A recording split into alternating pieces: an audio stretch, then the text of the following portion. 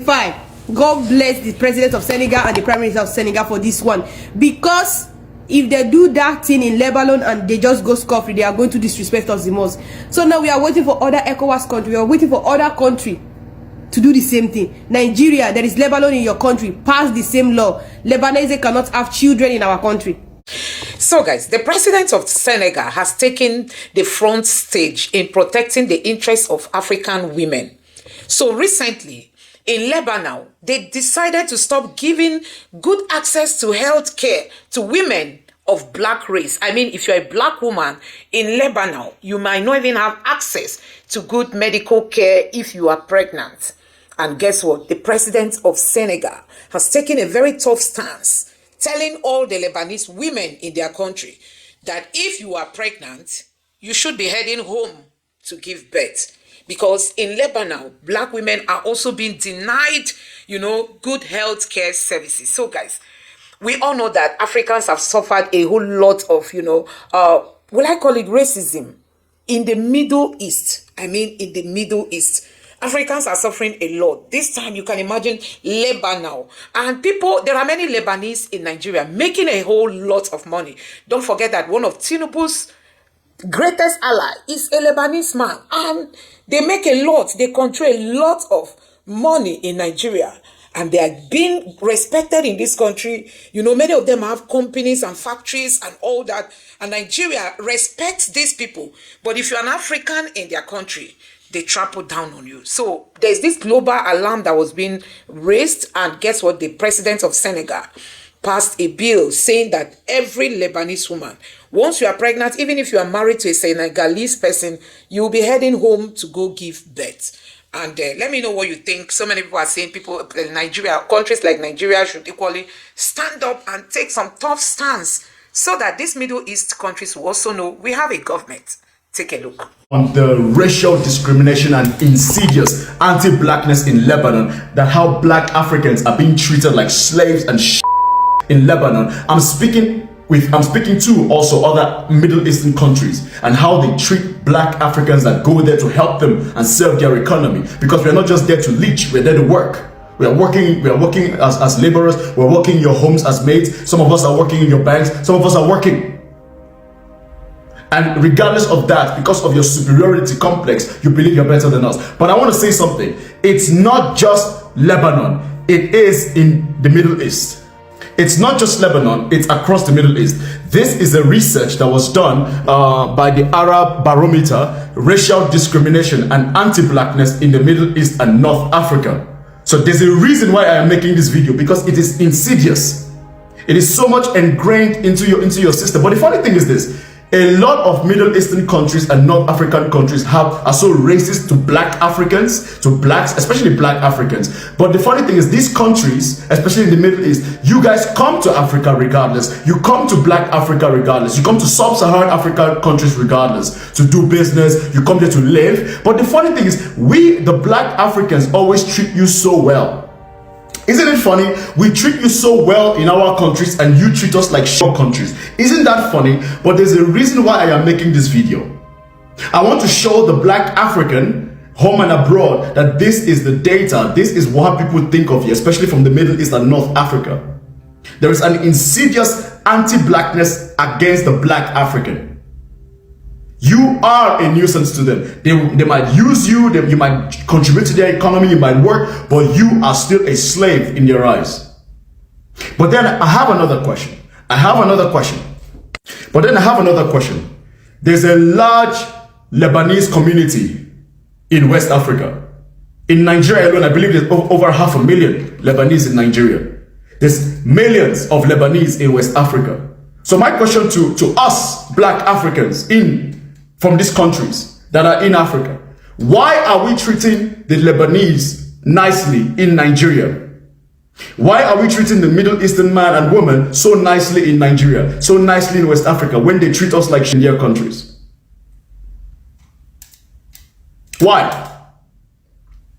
I want you to answer that question. And this is not just Middle East. Anti-blackness and discrimination against the black African is a global thing. And I'm going to be making videos on every single continent on this world, so that you a black African man, a black African woman, a black African can see for yourself and see that we are not liked anywhere. We're just barely tolerated. So the reason I'm making all these videos is so that the black African will see the importance of why we need to unite, why we have to work together. Because I think sometimes when people talk about African unity, we have to unite, people think it's just a fancy word. We have no choice because we have no friends. To the Arab man, we are still nothing but a slave. To the white man, we are beneath his feet.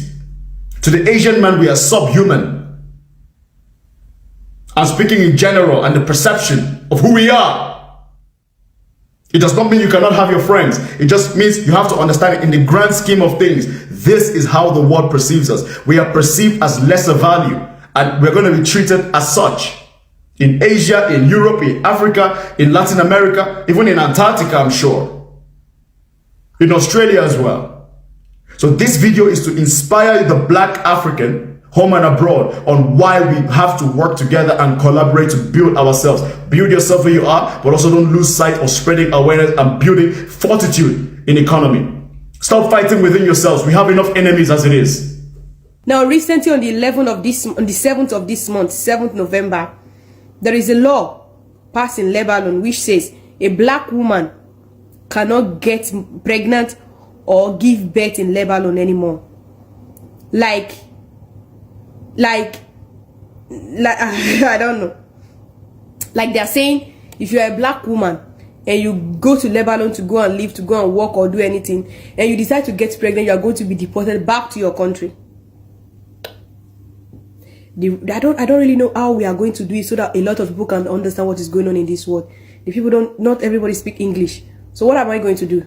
Okay. Now, as soon as this news get across Africa, our own president, one of the democracy president, youngest president we ever have in Africa, which is President Diomaye Faye from the Senegal, passed straight another law.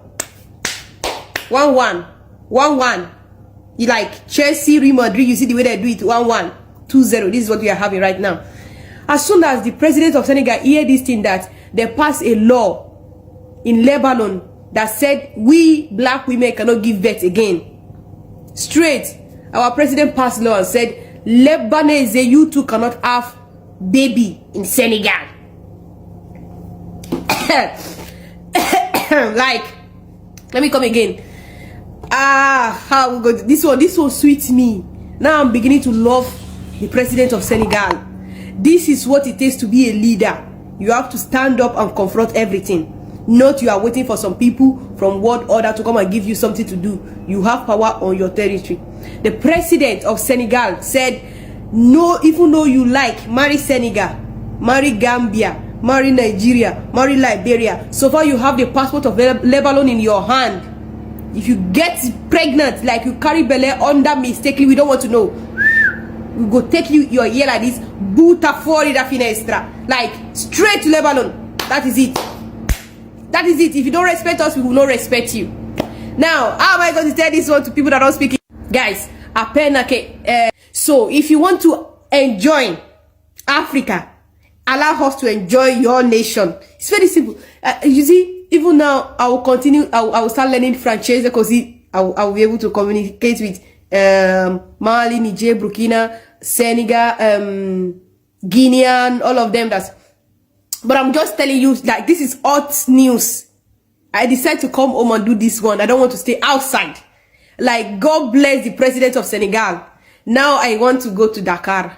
Somebody come and marry me and take me to Dakar. I'm telling you, but the only thing I'm looking for is, I don't know why Diomaye never joined AES. If Botswana president can join Diomaye, what is going on? What are you waiting for? What do you need from us? ECOWAS is not helping us. We don't see something good coming from ECOWAS. And we don't know what will happen at the end of the day. So please, Diomaye, just go to AES and join with them. So that we, the citizens, can just come to Dakar. And we stay in the capital city of Senegal. You understand? Remember, Africa is 54 countries. So open yourself to explore. Go everywhere. Enjoy the land of Africa. Don't be Don't be born in Nigeria, marry Nigeria, school in Nigeria, live in Nigeria, work in Nigeria, marry Nigeria, die in Nigeria. You don't, like, remove border from your brain. Now our president, our own special president Diomaye Faye, and I think the Prime Minister Sanko, they are the one doing this thing. These people, they are doing Malema underground. They are having the things like Malema. They don't want to show us, but we can identify. So guys, this is just what is happening. It has been there. The level of racism being experienced by the blacks, especially, in short, both men and women. You know, we saw what blacks went through in Qatar before the World Cup. You know, they went there to do their simple services and they were just abused. I mean, you need to see what they did to blacks, because they come to Africa, they take laborers, and when they get there, they just take them for granted. This time around, you know, there's this news recently that a black doctor in Jordan just died, and the reports they are giving to the families that he fell down from it is a 2-3 story, but he has a lot of bruises that shows that this man must have been, you know, maybe abused or something like that. And so many people are saying, see, the Middle East is never a heaven for the blacks. I mean, yes, we experience racism in other parts of the world, but when it gets to the Middle East, see, they take you for nothing. They take you for a rag. And that's why people are saying that, honestly, Africans should not be going to places like Middle East. Although we cannot even blame ourselves. We blame our governments. They've just left Africans stranded. And that is why people are just finding themselves in countries where some of our African countries are even better off than. You can imagine Lebanon. You know, Lebanon, they can't compare themselves with Nigeria.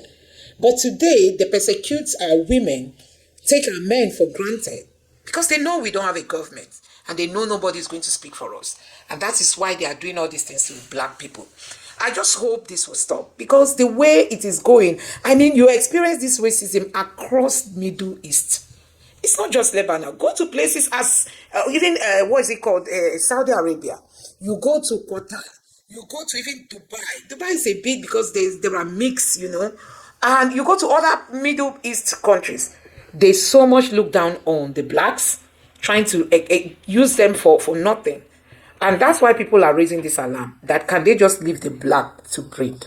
Let me know what you think about this in the comment section below. Please don't forget to subscribe to the channel, turn on the notification bell. Please give this video a like so that YouTube can recommend it to others. And drop your thoughts in the comment section below. Thank you.